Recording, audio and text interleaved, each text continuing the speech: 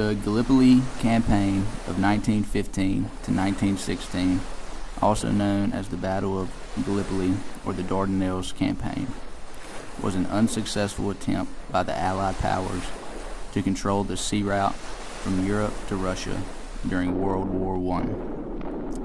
The campaign began with a failed naval attack by British and French ships on the Dardanelles Straits in February to March 1915 and continued with a major land invasion of the Gallipoli Peninsula on April 25th, involving British and French troops as well as divisions of the Australian and New Zealand Army Corps. Lack of sufficient intelligence and knowledge of the terrain, along with a fierce Turkish resistance, hampered the success of the invasion. By mid-October, Allied forces had suffered heavy casualties and had made little headway from their initial landing sites. Evacuation began in December 1915 and was completed early the following January.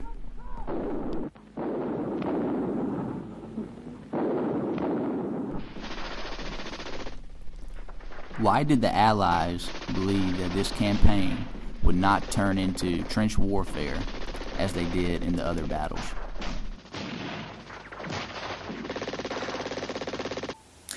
Hello, I am Dr. Harry Johnson, and what I find very fascinating about the Battle of Gallipoli is how the British thought that the Ottoman Empire was the sick man of Europe, and they thought that they could just go in and defeat them in a very swift victory.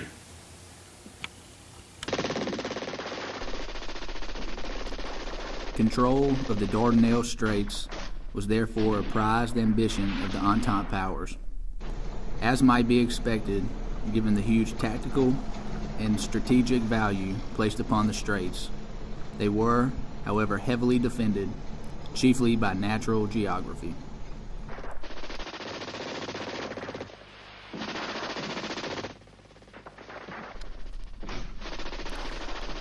To the north, they were protected by the Gallipoli Peninsula, to the south by the shore of the Ottoman Asia.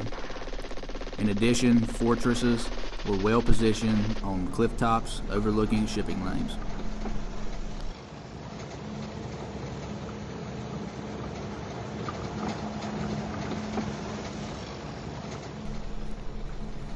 Immediately before the attack's launch, however, Cardin collapsed from nervous exhaustion.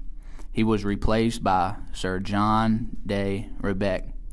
The renewed attack proved a heavy failure, chiefly on account of the presence of an unsuspected Turkish minefield.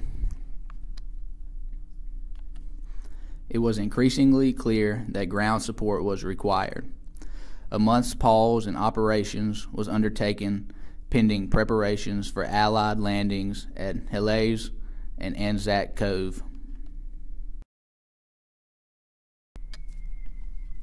Some 18,000 French colonial troops were dispatched to the region on March 10th, prior to the attempt on the Narrows, and on March 12th, Lord Keitner appointed N. Hamilton as regional commander-in-chief, responsible henceforth for the success of the expedition, accompanied by a force of 75,000 comprised largely of untested Australian and New Zealand troops.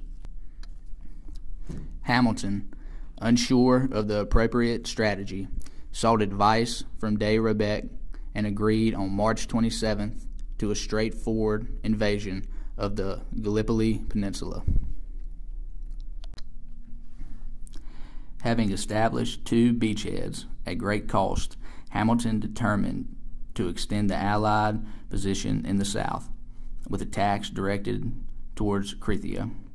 Unduly optimistic in his aims, 3 successive operations were launched by Krithia by Hunter Weston in April, May, and June 1915, and all were thrown back by Lyman's increasingly effective Turkish defense force.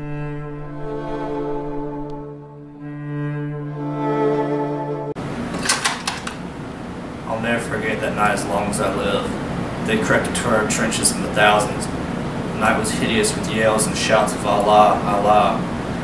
Some of the best men in the regiment got killed that night. They broke through our lines in part.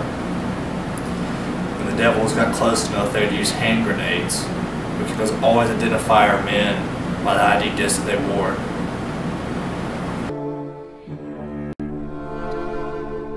It was clear that operations in Gallipoli were going badly. The newly formed Dardanelles Committee in London met on June 7th to consider what steps next to take. Agreement was reached to send additional forces to Hamilton, greatly reinforcing the Allied presence on the peninsula by some 3 divisions, a decision made Keitner in the face of fierce opposition from hard-pressed commanders on the Western Front. Unfortunately for the Allies, their Turkish opponents were bringing forward additional reserves at a greater pace than they themselves could manage. With forces dispatched from both Palestine and Caucasian fronts. Every night there are 2 or 3 deaths, sometimes 5 or 6. It's just awful, jumping from one ward to the next. It's like a nightmare. Each night is such a nightmare. The patients' faces all look so pale with the flickering of the ship's lights. Thus, with the possibility of further reinforcements to the region seemingly ruled out, Hamilton received word on October 11, 1915, of a proposal to evacuate the peninsula. He responded in anger by estimating that casualties of such an evacuation would run at up to 50%, a startling high figure. The tide was clearly moving against Hamilton.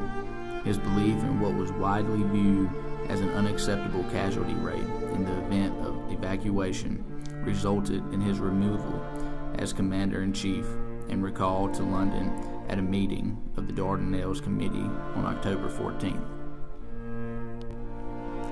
Hamilton was replaced by Sir Charles Monro. His recommendation was prompt: evacuation. Evacuation was sanctioned on December 7th and completed on January 9th, 1915. Some 480,000 Allied troops had been dedicated to the failed campaign. British casualties, including Imperial forces, amounted to approximately 205,000. French losses were estimated at around 47,000. Turkey incurred around 250,000 casualties. The subsequent Dardanelles Commission, established to investigate the expedition's failure, produced its final report in 1919. Its conclusions were regarded as insipid with no figures, political or military, and heavily censured.